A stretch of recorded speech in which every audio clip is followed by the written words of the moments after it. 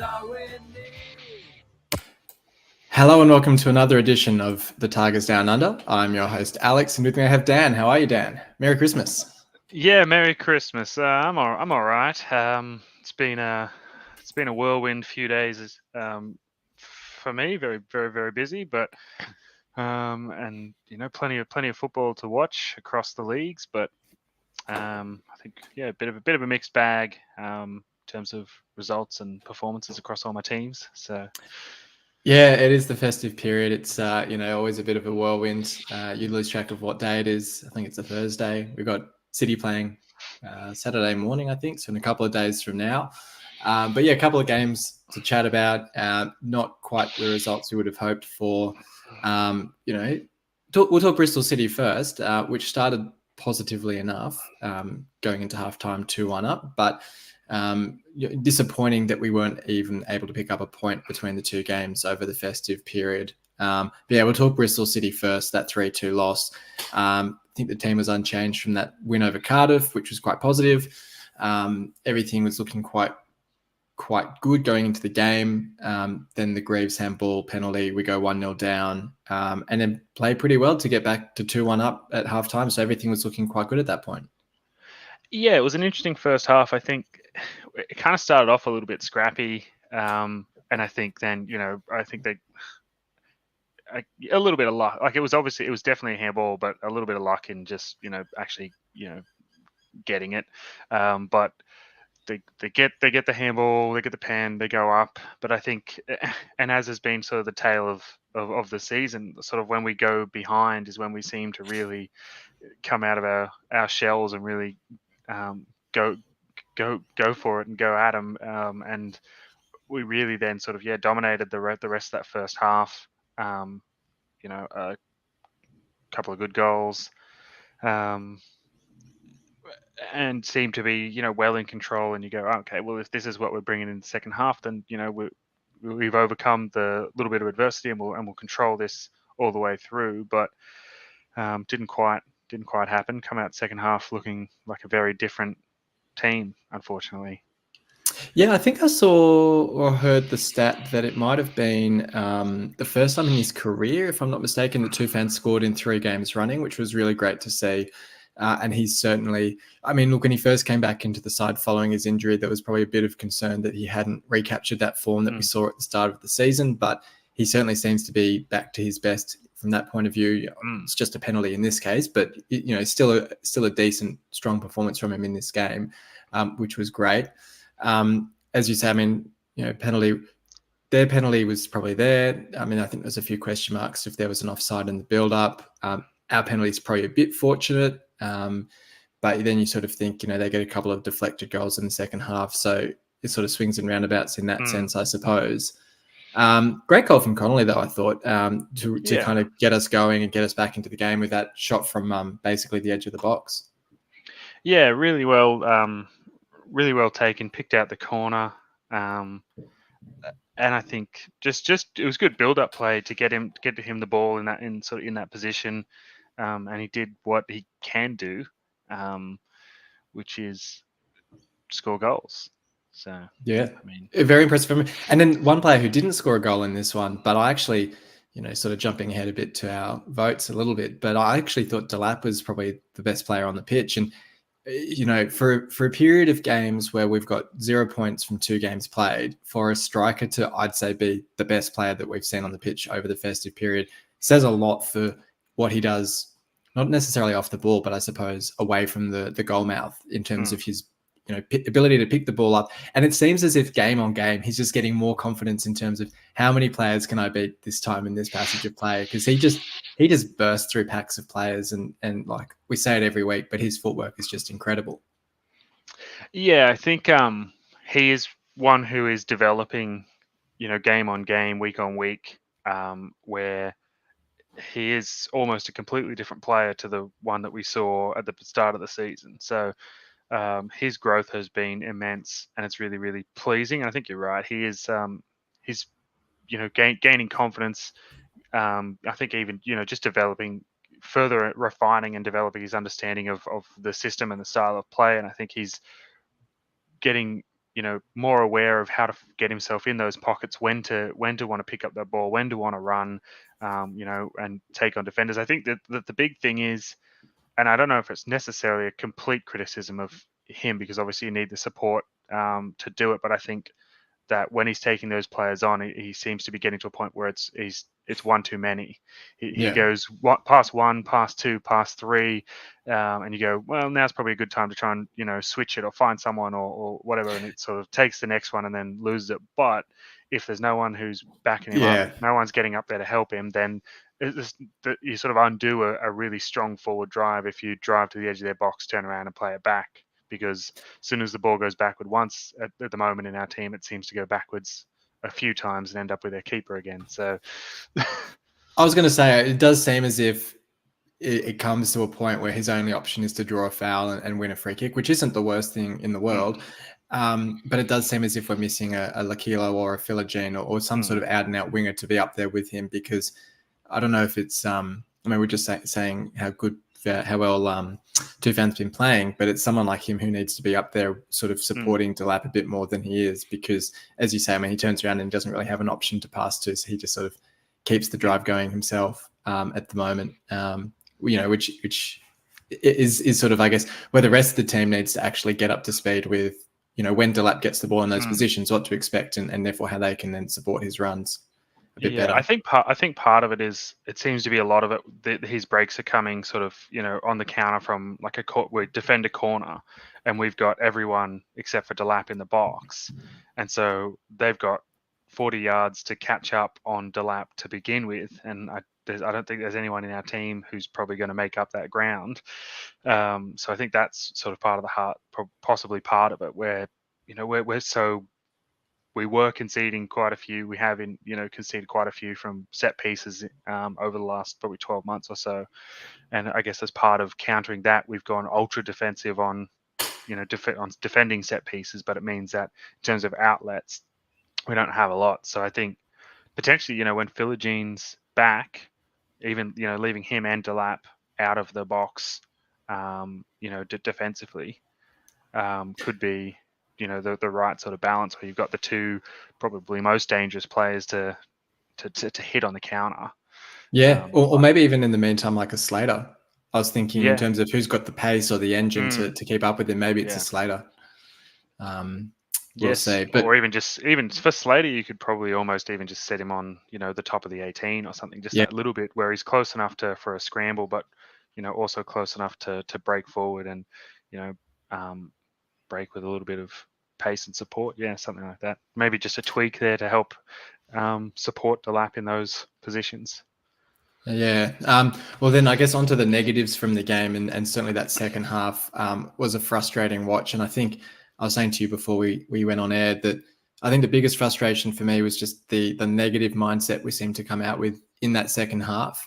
It seemed as if from the first minute we were very much intent on just sort of setting up shop, wasting as much time as possible, and I guess settling for the 2-1 win rather than trying to get that third goal to really kill off the game. And I don't know, I think Allsop got booked for time wasting. Once you see that sort of thing starting to happen, you're like, yeah, it's a good sign that even the refs sort of picking up on just how much we're slowing things down. And, sure enough, they get the goal to go to 2-2.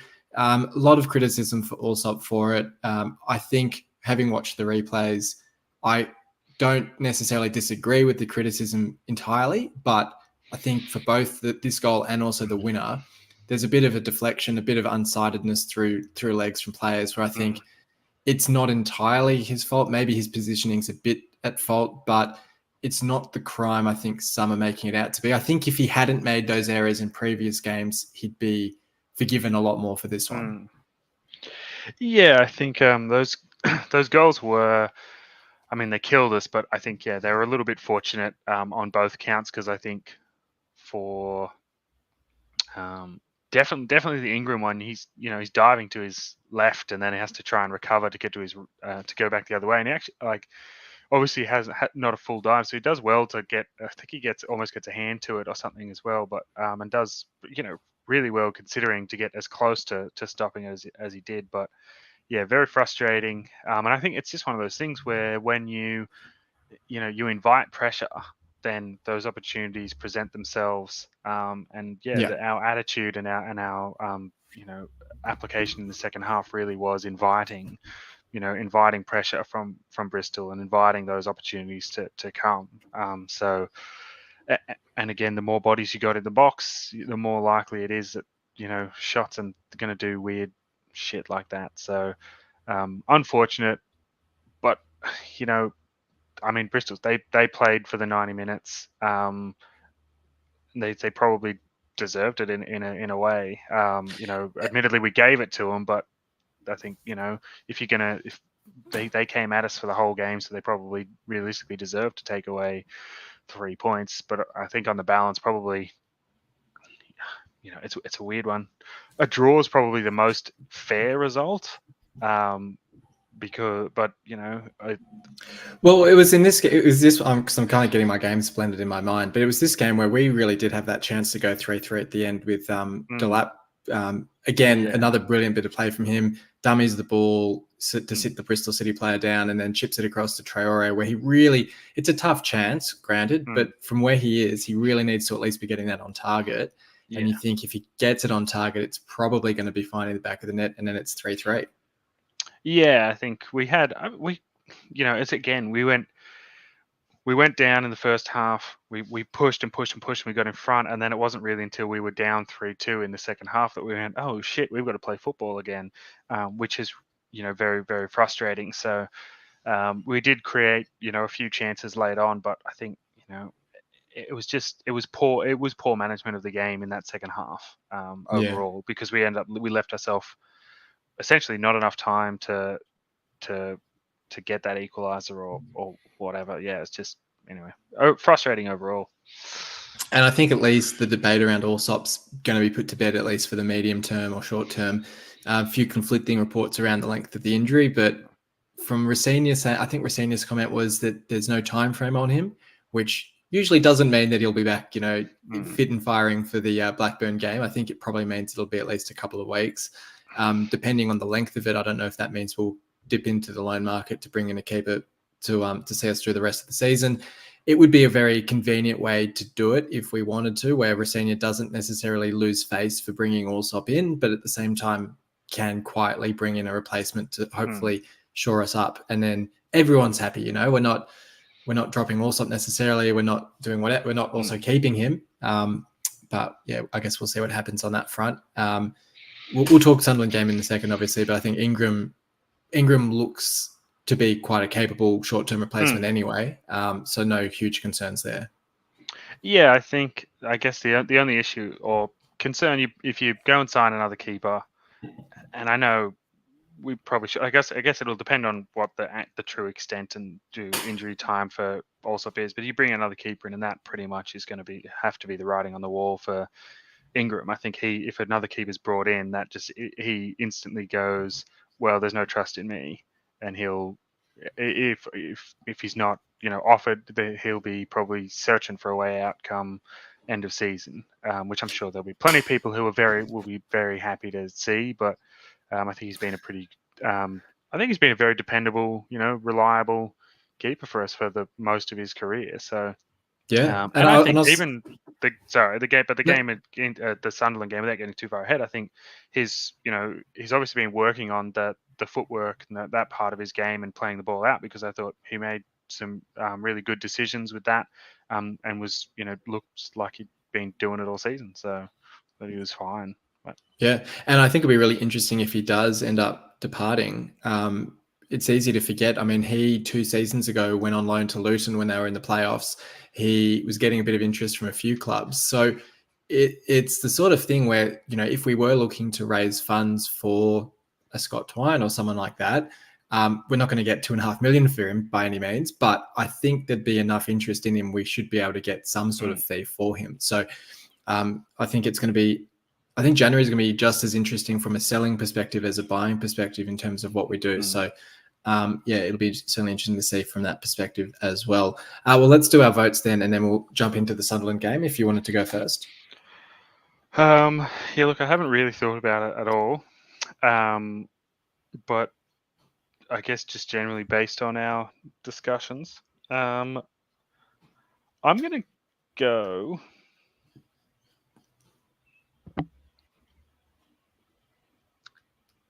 Two-fan Delap Connolly.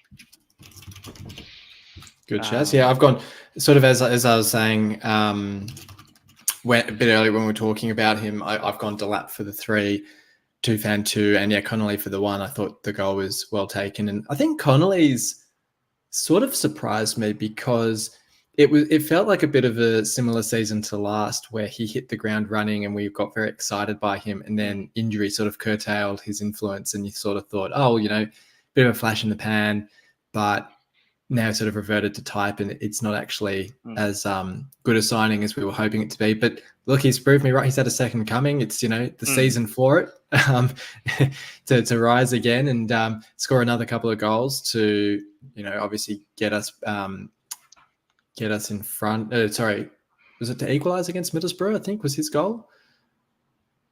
Must have been. Yeah, because then it was Two-fan got the winner. Yeah. So I think to equalise against Middlesbrough and again to equalise here against Bristol City, I mean, he's one who it's really great to have up and running and be able to rely on as an option and an alternative to Delap, which is great to see. And I think he's timed it well if there's going to be contract discussions had in January about his future, because it's a timely reminder that he does have that potential and that ability that is quite useful to have. Yeah, I think one thing in recent weeks that has that's probably impressed me about Connolly was the other week when he hurt his foot, and it looked like he was going to go off at half time, and I thought, oh, he would, was that this game? Was that Bristol City? Maybe it was. Was I it? can't remember. Yeah. Brain, I don't know. But he just and I thought, oh, here we go. It's that same, he's not willing to really dig in. It looked like he wanted to sub like before half time, and got to half time and he thought, oh, they'll make the change. But he came out and he played, another half hour or whatever. So he's starting to, I don't know, maybe he's just toughening up, or maybe he's just getting told to get on with it. I don't know, but Rosenior was up in the stands. He didn't have his mate to like wrap him in cotton wool and take him off. Yeah, maybe got the tough love. But I think also I think because now he's got more goals for us than he did for Leicester, I think ever or whatever. So for Brighton, yeah. Sorry, Brighton, yeah. It's almost he's probably, I haven't checked it, but he's probably almost got more goals for us than the rest of his career combined. Wouldn't surprise me. Probably, but yeah, and I think it's about half as many games or something. It was 9 and 50 odd or something for them, and now he's more than that now, because I think that was a couple of weeks ago that he hit that sort of milestone. But yeah, he's in a good bit of form, and it was, I think that interesting discussion was when he came and signed for the year and said, I want to prove myself and prove that I can do it without committing to a longer term deal. So I think we've had had a good spell, got injured, come back, and he's had another good spell. So I think contract talks probably will begin again soon for him, because I think you also run the risk on with the 12-month deal of the 6 months where he can look at accept those offers from other clubs and everything. So got to sort that quickly. Yeah, I was just having a look. So he had 8. He had 8 in his career at Brighton in 45 appearances, but that includes goals in like the League Cup and stuff. So just in the league, he had 5 in 45. He's already had 9 in 25 for us, and that includes the loan spell. So he had 7 goals just in the league. He had 7 goals before joining us in his career. He's now got 9 for us. So it says a lot, I think. Yeah. Yeah. But yeah, no, so Connolly's been quite good. But yeah, look, we'll move on now. We'll talk Sunderland, which I did admittedly sleep through that first half. I was saying to you before the episode, the Boxing Day game, up with the in-laws, they decided to throw on the Barbie movie at 9:30 at night or something. I sort of snoozed through it, but then it just meant that I just struggled to get up for this game at 2 a.m. I did catch the second or most of the second half, so I'll probably contribute more on that side of things. But sounds as if the first half was particularly dire. So having not watched it live myself, I'll leave it to you to sort of talk through how you found it. Yeah, look, I've seen lots and lots of comments and lots of reactions on the forums and in the chats and about how woeful and atrocious and everything we were. And look, admittedly, we weren't great, but I actually found this game to be fairly even. On the balance, I think we we were very, very slow in the build up, and that's probably the biggest criticism I have, of our approach in the Sunderland game, because we still created some really good opportunities throughout the game. I think we were talking before, the stats were we had 6 on target and they only had 3. Yeah. And obviously, shots on target don't really matter that much at the end of the game if they don't go in, but I think it sort of shows that it wasn't as like a 1-0 game. It's a 1-0 game that wasn't as one-sided as some people would like to report it. Essentially, um, it was it was very, very slow, and it was a little bit negative, or maybe cautious probably is a better word, in terms of what we were doing. And it just felt like there were opportunities. Delap kept finding himself in lots of space out in that right wing, and you're going, oh, there's the ball. You just switch it over there, chip it over there, put it into that channel. And I think Jones particularly was one who just seemed to have blinkers on that side, where he just never seemed to look or play that ball. But I thought, you know, Coyle, like, is sort of interesting. It was kind of a back four with Slater at left back, but then he kind of wasn't at left back. He was I was going to also ask how as that a looks. holding midfield. It was very Yeah. strange. I couldn't really tell whether it was a 4-3-3 or like a 3-4-3, or what. It was a bit interesting, but um, I mean, maybe it was sort of like in how earlier in the season we had Christie sitting as almost that inverted fullback, that maybe Slater was just doing that, where it's like even more inverted in the sense that he's basically just a midfielder who drops back occasionally when needed. yeah, I think it was kind of he sat more alongside Seri, which allowed Morton to push a little bit higher, and I think it worked really well. He was busy and involved in everything, and he allowed him to get into some really nice pockets, in the forward third, and work some nice stuff with Delap and Connolly and Tufan on the edge of the box, and crafted some really good opportunities with that. I think probably the downs. I think Twine sort of got. I don't know. It seemed to be just very not very effective in this one. Didn't seem to really get on the ball all that much, and I think that's part of potentially why he seemed ineffective. He just never seemed to get the ball. But some like yeah, it was not as bad as I think everyone is reporting it. It's one of those things, I think, where the context of the game, where we had two very winnable games, across this Christmas break, where we went, if we can get points here, we create a bit of a gap. We're safe in fifth, and we've got we could get a 6 or a 9 point gap on the chasing pack. And both games we had the opportunities to have actually taken advantage of that opportunity, and in both games we have sort of thrown away that possibility. We've slipped outside the 6 and those sorts of things, and I think it's all of that is overwhelmingly frustrating for a lot of fans. And I get that, because obviously when we've got into those strong positions, we need to, I don't think it's not enough. If you want to be successful, it's not enough to have these bursts every now and then, and push yourself up into a position and then let it slip and then push yourself back up. And I think realistically we need to a little bit more consistent, get into that, if we can get into that position where we are, we're in the 6, fifth or sixth, we actually need to be better at managing those games to protect, to scrape out, even if it's a 0-0 draw with Sunderland,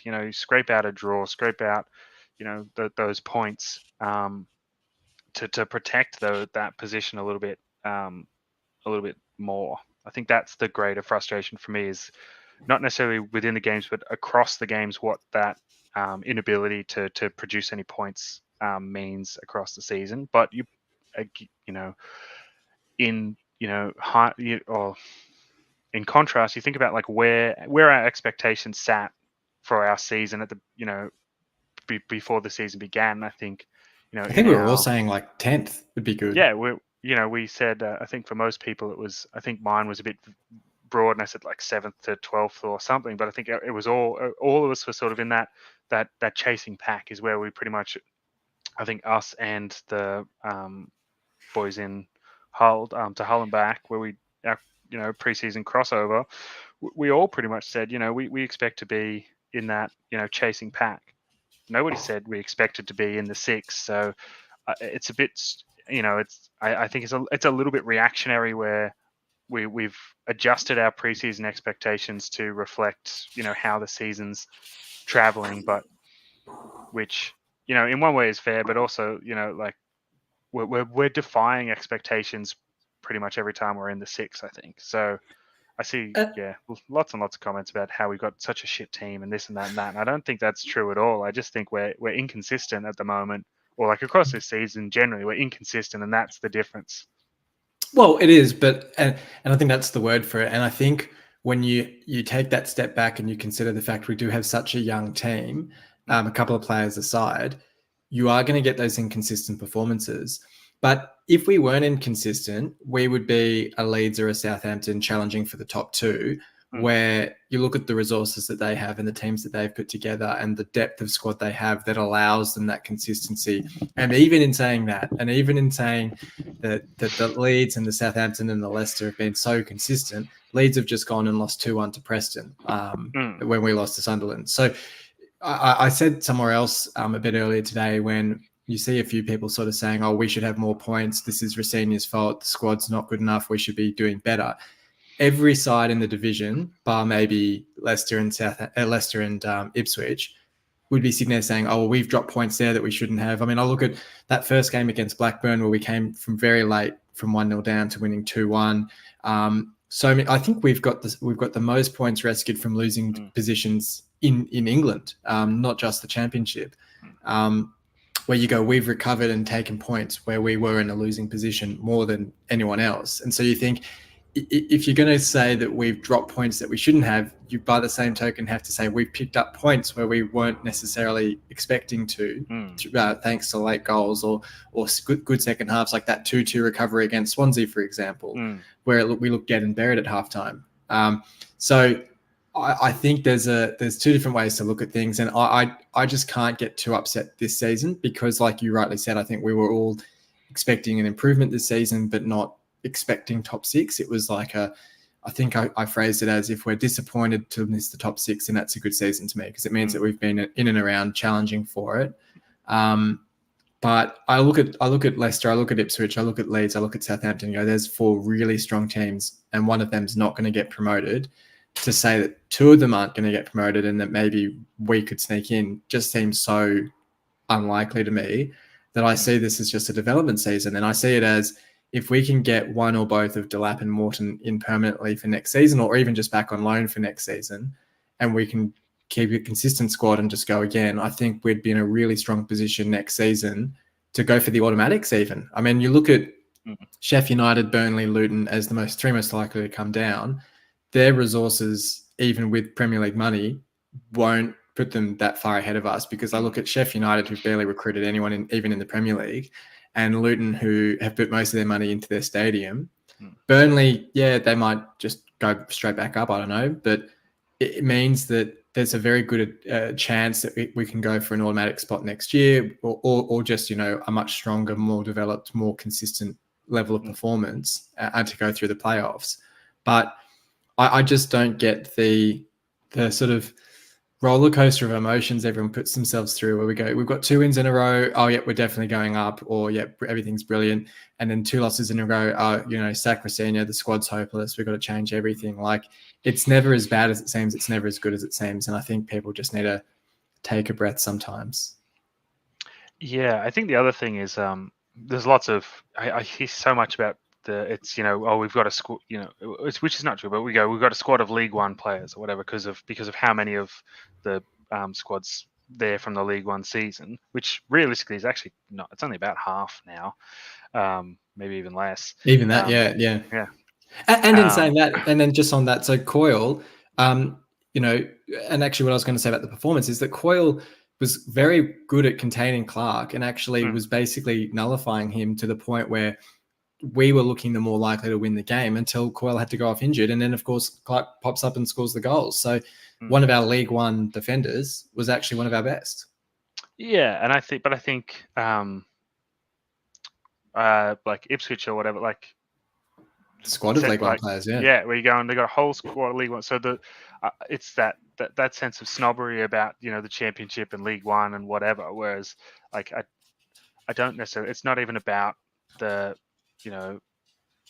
the players that we have in, because like you go, oh well, we brought in a Premier League left back in Ruben Vinagre, and he's been pretty shit at left back when he's played there. So, like, I don't necessarily think the league that we've like where we were when we signed a player necessarily dictates their quality.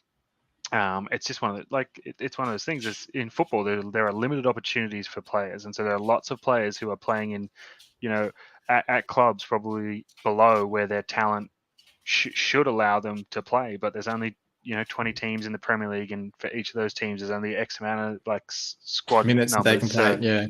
So like, what do you? Yeah, I think I don't think I think I agree with you. I don't think it's not as bad as many of us think. If we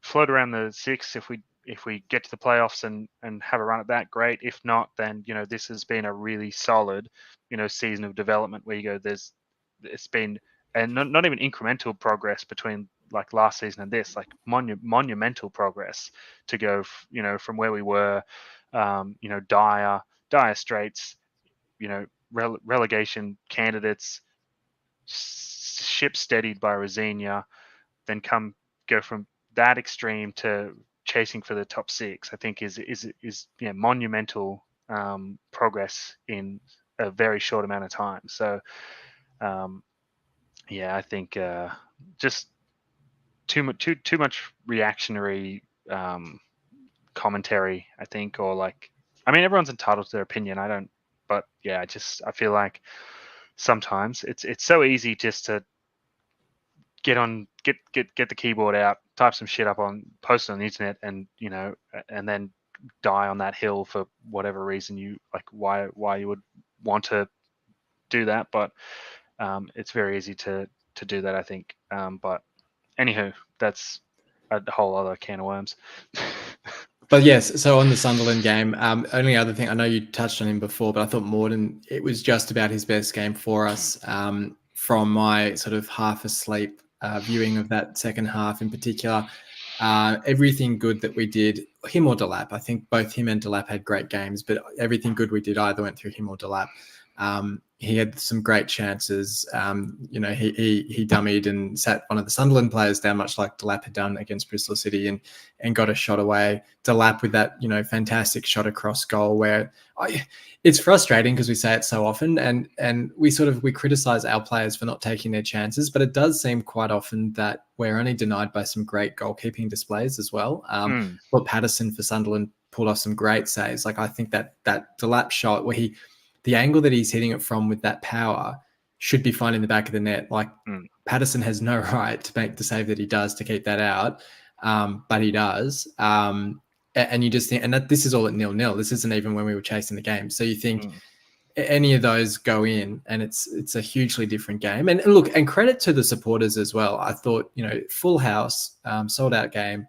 When we were on the break charging towards their goal at 0-0, like, the noise that was being generated was fantastic. So no criticism there in terms of, the atmosphere or anything like that. I thought it was fantastic. And it's just one of those games. Sunderland, you talk about the fact Sunderland have knocked us out of the top six. I mean, they're only ahead of us on goal difference, but they're a good side. There's a half a dozen good sides in this division where probably 4 or 5 of them aren't going to make the playoffs. And there's a good chance we could make the playoffs. There's a good chance we could miss out. And it's going to be such minute chances or outcomes that define that it's almost not, it's such a monumental difference between making the playoffs or not, but it's not something that you can get too hung up on, given the fact that it can be, it can be swings and roundabouts on the smallest of things. And then who knows? I still suspect that whoever does creep into sixth isn't going to go up anyway. I think Leeds or Southampton or whoever does make the top two will go up quite easily. But that, of course, remains to be seen. But yeah, I don't know. Did you have any other players you wanted to call out? I actually thought Lakilo, when he came on, was quite good and quite involved. Couple of nice crosses into the box, sort of created some half chances. I think one that Tufan managed to sort of head back and drop down for maybe Twine, and I think he should have shot, but sort of dallies on a little bit and tries to then set up someone else, and it doesn't quite come off. But some really, came on, looked lively, looked to get involved. Couple of nice crosses. I think just he has a bit of a tendency to cut onto his left too much, but I thought he was pretty good when he came on, which is a good sign, because I think we've been talking about missing those natural wingers. I think building up to full fitness, it'd be good to have him, involved more and more and more. Yeah, no, for sure. Well, maybe I'll give my votes first and then get your ones as well. But yeah, I just went Morton for the 3. I thought he was terrific, as already touched on. Delap for the 2. Again, we sort of talk about like his ability to just take on multiple players. I think there was one point in, would have been the second half, I think. No, it would have been the first half, where he was, I think, countering from the corner, goes past about 3 or 4 players and then draws the foul to really relieve the pressure on us, which was really well worked. We sort of talked about it during the Bristol City game, that seems about his only option these days is to winning that foul. And then Coyle, for the 1 point, keeping Clark quiet, probably the most informed winger in the division.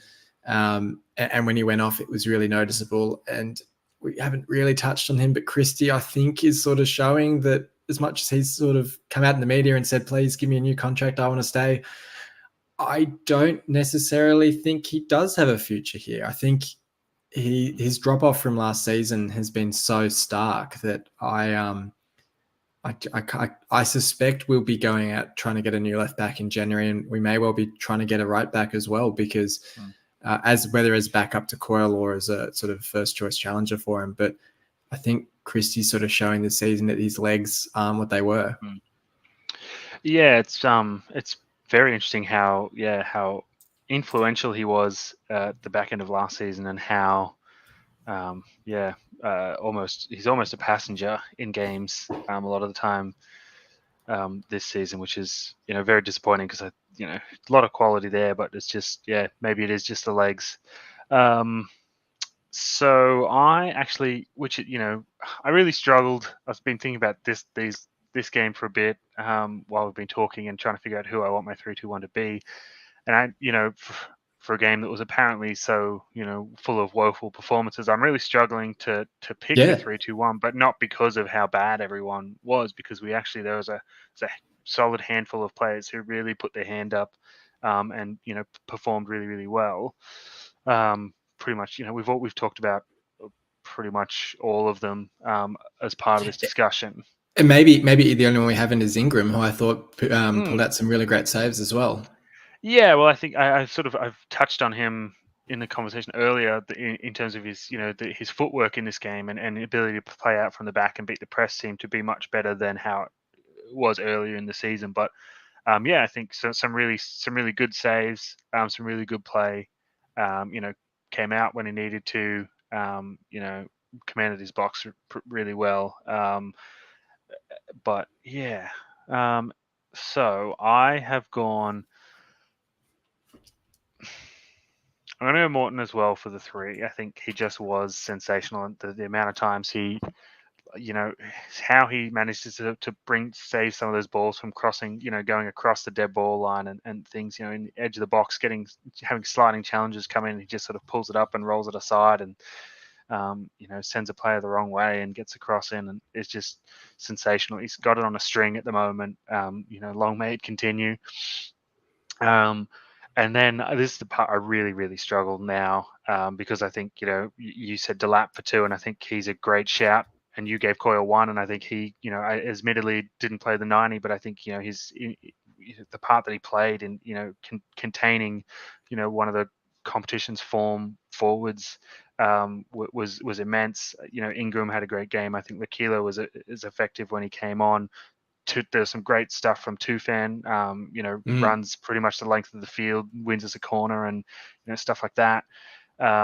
So it was really, really tough.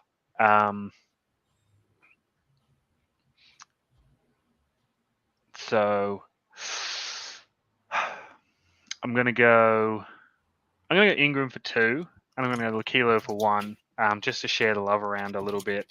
But yeah, I think when you floating half the team in for votes for 3-2-1, I don't think the performance can be as bad as what people say.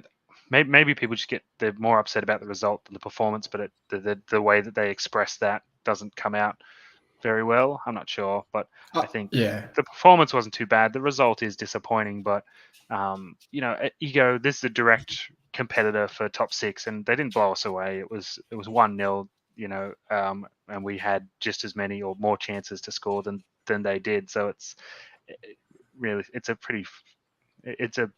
disappointing, but it's a fair sort of result for where we are and where we want to be. So it's not too bad, really.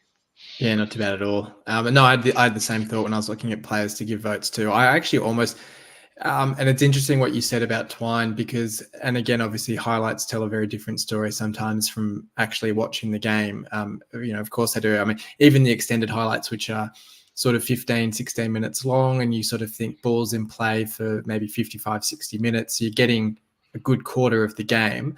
But even so, you're probably missing some of the passages where people might form their opinions. I thought Twine, from what I saw at least, he was creating he had a few great passes into players that could have been assists. He's the one that plays that ball to Connolly that we haven't really touched on, but Connolly really should have been scoring, from where he was to take such a tame shot. So you think on another day, Twine walks away with an assist there. People say maybe it changes that perception from busy but ineffective to busy and, gets a return.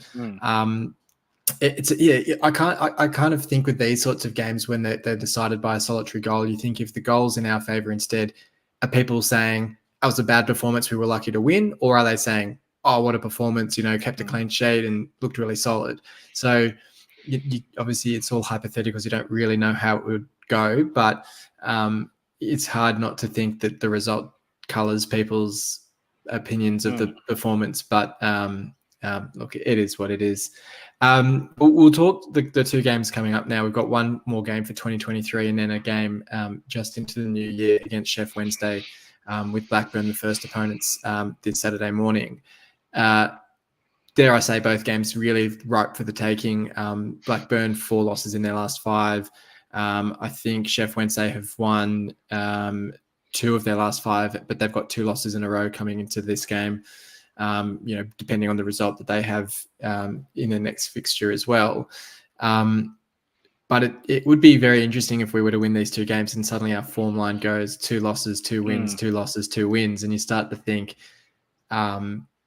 it all becomes how you group the results. You either look at it at the moment as, what is it, two wins out of 6, but then if you win the next 2, you suddenly go, okay, or is it 4 wins in 6, or is it 4 wins in 8? Or it's all about perspective and how far back you want to look. But yeah, sort of starting with Blackburn first, I think it's actually 4 losses in a row for them.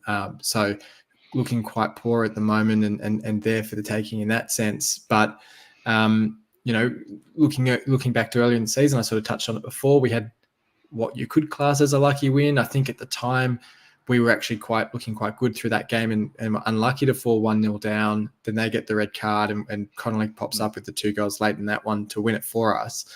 But, not an opponent to be taken lightly, but, in a rough run of form and should be there for us to really attack. Yeah, I think that it's sort of one of those, it seems like whenever we have 1 or 2, poor results or we get those couple of losses, it seems like then we sort of come out with a little bit of fire and a little bit more hunger and I expect to see the same sort of thing this time around. So I expect that. I think our game has been just. I think it's been steadily improving throughout the season, despite obviously the inconsistency of results. But generally, we're stepping it up and we're getting a little bit better and improving every week. And I'm not really tracking Blackburn across the season, but 4 losses in a row. Maybe they've dropped off and they're not going as well as they could be. I mean, they certainly gave us a challenge last time, so it's hard to say that this is going to be an easy game or anything. But I'm pretty confident that we can get a result. I think we just need to. It's just ball movement, and it's sort of been the issue. Whenever we seem to lose or put in what we call a poor performance, it seems to be because we've been really slow with getting the ball forward and really slow with taking out options. And it was, I think, especially against Sunderland, Greaves and Jones were really, really poor for that, for just holding it up and slowing it down a lot when it really felt like a game where we needed to be breaking with a bit of pace at them. But I think if we can regain that attacking pace, and speed of ball movement, then I think we'll be fine. And I think I'm pretty confident that we can get the 3 points. Yeah, and I think I hope Rosine is showing them tapes of the Cardiff fixture rather than the Sunderland game in terms of what we should be doing, because I guess that's my big frustration as well. As you look at how successful and how well we played against Cardiff in our attacking intent, ball movement, sort of everything, to sort of revert into our shells a little bit against Sunderland. Maybe it's the fact that it was a team sort of in and around the same positions as us, and we're a bit nervous and didn't know how to approach the game. But I'd hope that the Blackburn fixture is one that we sort of look at as, one to attack and one to treat in the same way as that Cardiff game. Because I'm sure if we can get them on the back foot early and can get an early goal, then that will settle the nerves. It's another home fixture, so hopefully big crowd for this one again, and hopefully the home crowd can then really get behind the team and get a few more goals as well. I think it's 3 losses in a row, but it's 4 in the last 5. Still a poor run of form for them. I think Sammy Schmodix is still the top scorer in the division, though, so he's probably the biggest threat for them up front. Someone that will have to be contained, but outside of that, I don't know if they pose too much threat. So hopefully it's a game where your Delaps and your Twines or whoever can sort of feast a little bit and add a few more goals. But look, I think. As you sort of said, it does seem our way that we have a couple of poorer performances or poorer results, and then really bounce back and have a bit of intent to set the record straight. So I'd probably lean towards maybe a 2-1, maybe a 3-1 win here. I think it's the sort of game where hopefully we can fill our boots a bit and get a couple of goals on the board. Yeah, absolutely. Really. I'm hoping for. I'm really hoping for a clean sheet. It's been a couple of games since we got one. We only had one in the last 4. Something like that. Yeah. So, which is not great. I think we're capable of keeping clean sheets. It's just, they're going to sound like Rosenia, but it's tiny moments, small margins. So if we can, I think we get the clean sheet, I think we go a long way to securing the 3 points, and I think we have enough attacking options at our disposal. So I'm going a 2-0. The interesting element, I suppose, is Coyle potentially out injured, meaning theoretically that Christie has to come in, whether Slater stays in that left position, or if McLaughlin comes in and Graves shifts across. What's your view on that? Well, yeah, that's an interesting one. If Coyle is out, I suspect that Christie will start. But my concern is he doesn't have 90 minutes in him. So how does that all change around? Was it Lakilo late? Was Lakilo playing fullback late in the game, or I'm trying to remember? Or was it no? Lakilo was just on the right, and he and Christie were sort of overlapping. Yeah. Or do you just do you just go back you have an actual back three, and you bring McLaughlin, Jones, Greaves in, and maybe Christie plays as sort of Christie or Slater plays in that, or probably Slater. I probably actually almost prefer that, honestly. And our mystery man, James Furlong, still can't get in the side. Yeah, very interesting. Got no left backs, so we've made Slater our jack of all trades. Can play anywhere, can do anything. Played left, had a good game. I wouldn't be opposed to playing him there if we had to. I just think he's better suited further forward. I think he adds a lot in the middle of the park. But I mean, I actually wouldn't hate to see them just run a back three and see how that plays out. And if you've got Slater on the park to start with, then there's always the possibility of just shifting shape if it's not working. If you can play anywhere, if you can play left back, surely you can go into right back and shift Greaves out wide and something. But that's probably my take. I wouldn't mind seeing them just run the back three, to be honest, with the players that are sort of available. That depending on Coyle, and he's a pretty tough character. I'm sure if he can play, he will play. So, and just on Furlong, I think Rosenior's come out and sort of, maybe not in as many words, but basically said he needs to go out on loan. He's not quite He's not quite up to first team standards just yet. So I think that was a weird signing because it was announced as like a first team signing on deadline day. Everyone's sort of gone, oh, he's a first team player, but I get the sense it was more of a development signing, and it's just sort of is what it is. Okay, well then we've also got the Sheffield Wednesday game to talk about. 2 wins in their last 5, but 2 losses in a row for them coming into this one. Danny Röhl has been in charge since October. We played them under Cisco Munoz when we won 4-2 at the MKM earlier in the season. Very comfortable win too, found getting the hat trick in that one. Probably more comfortable than that scoreline suggests. Although, I mean, that was another game where we were sort of found ourselves 1-0 down.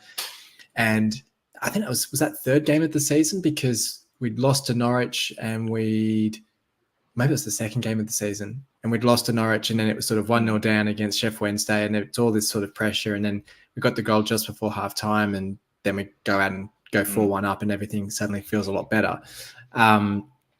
Look, it's another game where I think they've sort of had a little bit of a resurgence. I sort of maybe put it in the same category as that QPR game, but hope in terms of, poor team that could potentially prove dangerous on their day. But I sort of hope because he's been in charge a little bit longer that new manager bounce has worn off a little bit and they've sort of reverted to form or reverted to type and we can just sort of comfortably put them away. Yeah, I think it's a good opportunity. I think they're pretty safely I guess they're a new manager, but pretty safely the worst team in the division at the moment. So I assume they're still on the bottom. Actually, Rotherham's bottom now. Oh, Rotherham's dropped below. Strangely enough, for this season, I haven't had to look at that far down and on the table. So our friend Mitch is a little worried because he had a bet with a friend that Sheff Wednesday would come last, and his friend they just have to finish any other position, and his friend wins the bet. And Mitch was very confident they were still bottom until he checked the other day and realised that Rotherham are bottom now. Oh no, Tom Eves is not scoring 20 goals for him. I'm surprised. I think, one of the poorest teams in the division. I think, especially if we manage the 3 points against Blackburn, then I think not necessarily run right, but I think it'll be fairly comfortable. Yeah. I guess not much point talking changes too much. I guess the only thing I'd say, and I've said it before, with Seri, I didn't think he looked amazing against Sunderland. I think partly, as someone pointed out, and I hadn't even considered it, but with AFCON coming up, I wonder if there's something in Seri kind of going, he's not going too hard because he doesn't want to risk injury before AFCON. Even just from the perspective that we need to start preparing for life without Seri. In a game like this, you don't want to be, chancing things too much, playing with form too much. But you would think that we'd make a few changes to the side with games so close together. Mm. I think I saw that series started all but one or maybe all our games this season. Like he's been ridiculously durable considering, he had a few injury issues last season and at his age as well, and the role he plays. Whether we do look at, a Slater, Morton midfield, or I don't know if even like a Doherty gets a start in this game.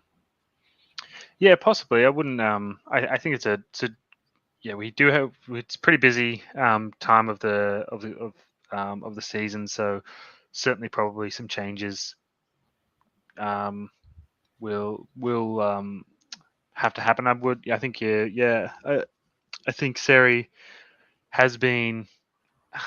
He's been probably just, I think, patchy all season. Some games, every now and then he has a game where you go, oh yeah, that's the Seri that we will look at, that we signed, and then there are other games where it looks.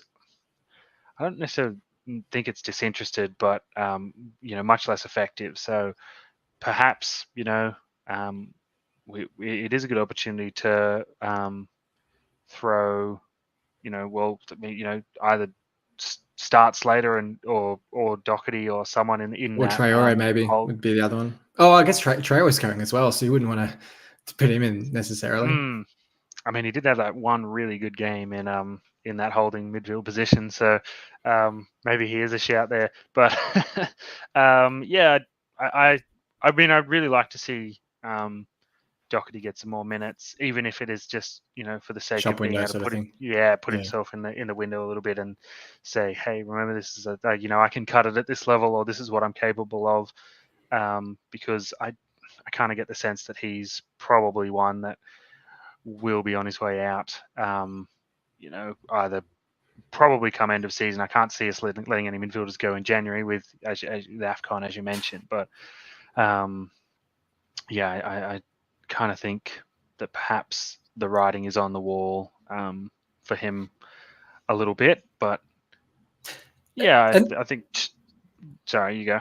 I was just going to say, the other thing that just occurred to me that's a real shame is I think Billy Sharp's ineligible for this game, because if you needed anyone if this was 1-1 late in the game or something like that, if you needed anyone to come off the bench at Hillsborough against Sheff Wednesday, Billy Sharp absolutely hates them. He would love nothing more to have been able to score a goal for us there. So I don't actually know why. Like, I know that he couldn't play against like Bristol City, for example, because I think his contract with LA technically ends in January, and therefore he's not a free agent till then. And so it's all sort of contract. I would have thought it would be 1st of January he's eligible to play for us, but clearly not. I think he's in line. They're saying he'll play against Birmingham in the FA Cup, would be his first game for us. But it's a shame this game isn't a week later, because that would be great. Yeah, that would have.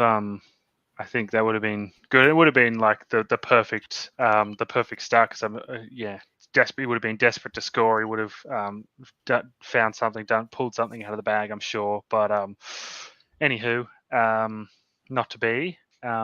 But he is one I'm looking forward to see come off the bench. I think even like we played. We go 1-0 down against Sunderland.